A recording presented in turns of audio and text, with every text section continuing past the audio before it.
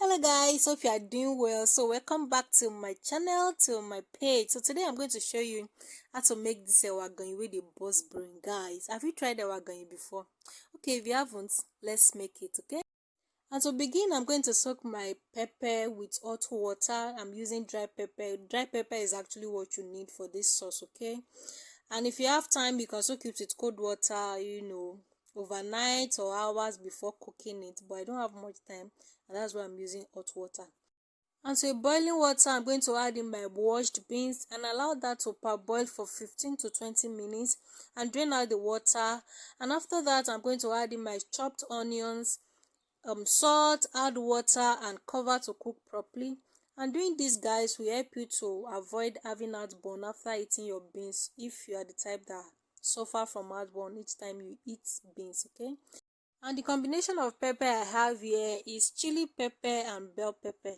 And to my blender, I'm going to add onions, my pepper, and water. That is enough water to blend it. And you want to make sure you blend the pepper till it's smooth. Okay, so guys, the beans is ready right now. It's soft, so I'm going to use my spatula to mix it very well till it's mushy. Okay, and you can mix it the way you want it, and when that is done, I'm going to set that aside. And to a pan, I'm going to add my red oil and allow that to bleach for some while, but don't over bleach it so that you don't call for emergency, please. Okay, then I'm going to add some chopped onions, saute that for about a minute or two. Then I'll add my blended pepper, and of course we're going to rinse the plate to get more liquid to the pepper. And I'm going to add some stock I got from pomo that I boiled earlier. Don't worry, you'll be seeing that later.